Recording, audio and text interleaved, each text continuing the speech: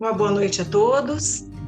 Que a paz de Jesus nos envolva na noite de hoje para um melhor entendimento da lição.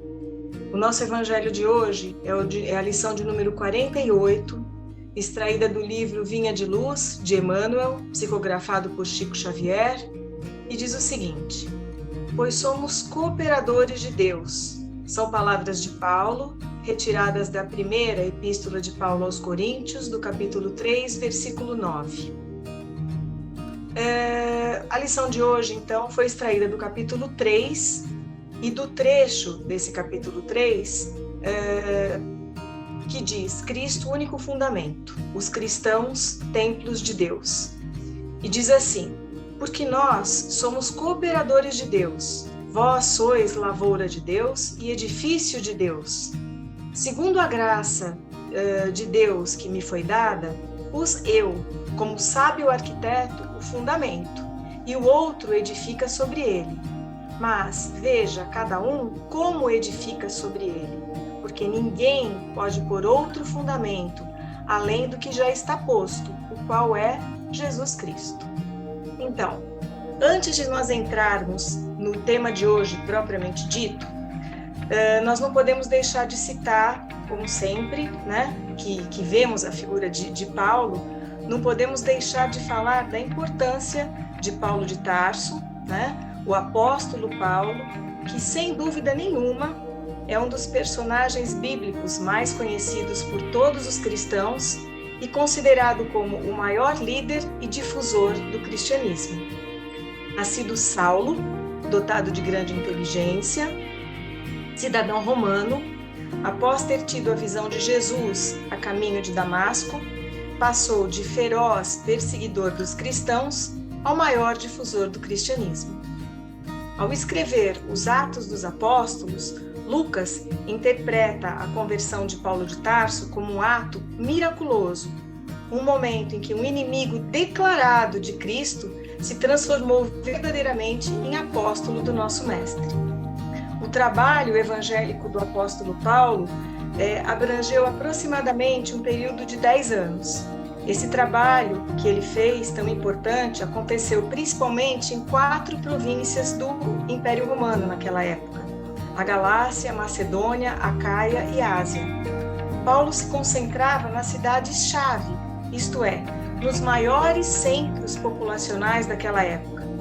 E isso fazia parte do seu planejamento missionário. Quando alguns judeus e gentios aceitavam a mensagem do Evangelho, logo esses convertidos se tornavam um núcleo de uma nova comunidade local. Dessa maneira, Paulo alcançou até mesmo áreas rurais, ele difundiu muito o cristianismo.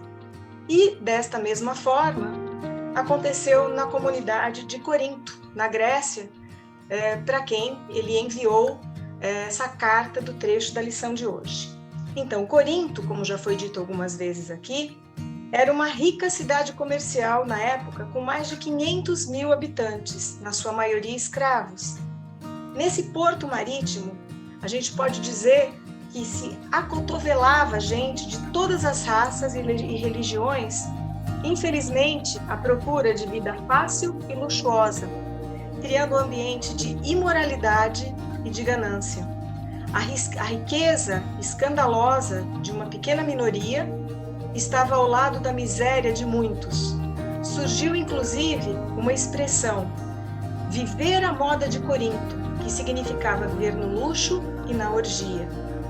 Paulo, entre os anos de 50 e 52, permaneceu ali em Corinto durante 18 meses e ali fundou uma comunidade cristã formada pelas pessoas da camada mais modesta da população.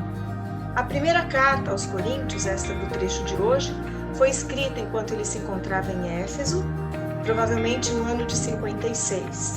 A nova comunidade já estava reproduzindo de alguma forma o ambiente vivido na cidade toda. A própria comunidade cristã nova que ele havia fundado já estava dividida. Alguns grupos brigavam entre si, cada um se apoiando na autoridade de algum pregador do Evangelho. Por isso, o objetivo primeiro de Paulo nessa primeira carta é restabelecer a unidade e os verdadeiros valores cristãos, advertindo a comunidade que o único líder é Cristo e esse não é possível de ser dividido. Então, como nós podemos perceber na carta, Paulo chama atenção, ele puxa a orelha dos coríntios e também a nossa atenção, se prestarmos atenção. Por quê? O tema e o cenário daquela época, 2000 anos atrás, são absolutamente válidos nos dias atuais. E Emmanuel começa sobre a nossa lição dizendo que o nosso Pai Criador, Deus, ele é o supremo Criador da vida, mas que o homem pode e deve ser o seu fiel colaborador. E que Deus visita a criatura pela própria criatura. Ora, podemos fazer aí um raciocínio lógico. Deus criou tudo e nos criou como parte integrante do funcionamento desse todo. Se fizermos uma comparação, pensando no universo como uma fábrica, Paulo diz: Deus realiza todas as coisas em todos nós, sem exceção. Deus, a inteligência suprema, dirige o universo e realiza todas as coisas em todos nós. Porém, cada um fazendo a sua parte, mas todos conectados a essa mesma inteligência suprema e ao mesmo tempo amor infinito do Pai Criador. Esse amor e essa força que nos atrai, que nos rege e que nos dirige, sem diferenças e sem distinção. Todos nós fazemos parte desta mesma unidade. Todos somos os funcionários desta incrível fábrica da vida criada por Deus nosso Pai. E Emmanuel coloca que Deus visita a criatura pela própria criatura. E de fato, Deus Pai está conosco sempre, nós somos uma unidade. Mas a ligação com Ele depende não só dele, depende de cada um de nós. Depende do momento espiritual e evolutivo de cada um. A sua maior ou menor conexão com Deus. Então, muitas vezes nós ouvimos as pessoas dizerem: Deus, me ajude. Ou então, eu entrego nas mãos de Deus. Ou, Deus vai fazer isso por mim. Não é? Ele, sem dúvida, está presente em todos os momentos e disposto a colaborar conosco. Mas, eu sempre penso e digo para todo mundo, nós temos que fazer a nossa parte. Deus, sozinho, não consegue fazer nada na nossa vida e em coisa alguma. Ele depende de nós, de cada um de nós, para que essa incrível engrenagem funcione. Algumas pessoas, segundo Emmanuel, chegam ao ponto de se considerarem tão ruins, tão inferiores, tão pecadoras, que se colocam na posição de absolutamente incapazes de exercer qualquer ação em benefício de qualquer situação, quando, em verdade, os mais devedores, os menos esclarecidos, podem e devem trabalhar para a sua própria melhoria e evolução. Todos, sem exceção, temos trabalho, temos aprendizado, temos inúmeras melhorias. E por isso é que estamos aqui, nessa encarnação presente. E Emmanuel, como sempre, ele nos dá exemplos e nos dá diretrizes para esse nosso trabalho. E ele diz na lição de hoje, para que nós cultivemos o bem e eliminemos o mal, para que tragamos luz onde houver treva, harmonia nas discórdias, para a ignorância que possamos trazer o esclarecimento fraterno. Como podemos perceber, são pequenas atitudes no dia a dia que fazem uma grande diferença e um trabalho possível para cada um de nós. E o mais importante, ele diz que o amor ao próximo seja a base para a construção do caminho evolutivo. Exatamente a mensagem que o nosso querido Mestre Jesus veio nos trazer. E também, esses exemplos muito têm a ver com a oração de São Francisco, o nosso querido e amado mentor. Emmanuel coloca uma questão muito séria e diz que até agora, se nós fizermos uma analogia, comparando a vida e a espiritualidade com uma equação econômica, nós todos temos custado muito caro e temos pesado bastante a economia da vida, que nós temos sido perdulários perante o orçamento divino. Perdulário, quem é um perdulário? Aquela pessoa que gasta em excesso, que é um esbanjador.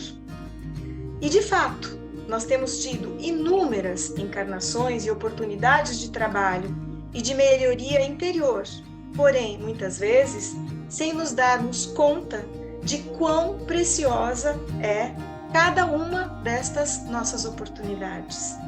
Na grande maioria das vezes, nós chegamos aqui com um plano traçado para o melhor aproveitamento da nossa encarnação presente e, infelizmente, acabamos nos desviando do caminho. Sabemos que são inúmeras as dificuldades em manter o objetivo que traçamos na espiritualidade quando nós chegamos aqui. Sabemos que a nossa vida aqui na matéria é muito diferente, ela é diametralmente oposta dos objetivos espirituais. Parece que elas são absolutamente opostas, mas a verdade é que nós temos que encontrar um equilíbrio entre o que é espiritual e entre o que é material. Devemos viver a vida na matéria, sim, sem nos esquecermos de ações tais como as que Emmanuel nos lembrou acima. É uma tarefa árdua, sem dúvida, mas que é muito possível. Então, eu termino a lição de hoje dizendo que nós possamos de fato fazer a diferença em nós e nos outros, começando através de pequenos gestos, de pequenas ações do nosso dia a dia.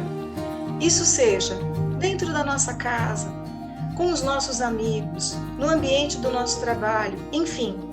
Emmanuel termina dizendo que já é tempo de nós cooperarmos fielmente com Deus, cada um no desempenho da nossa humilde tarefa. Então, nada é exigido de nós que nós não possamos fazer. Muito pelo contrário, Deus não espera de nós tarefas grandiosas. A gente sabe que a evolução acontece a passos pequenininhos. Nós estamos hoje aqui, após 2000 anos, ainda caminhando, ainda falando das mesmas coisas e ainda buscando essa nossa melhoria. Então nós não podemos desanimar, é um processo longo, é um processo demorado, é um trabalho de formiguinha.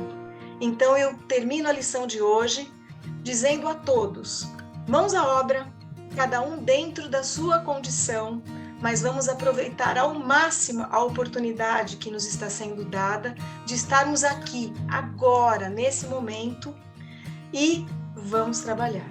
Que assim seja. Graças a Deus.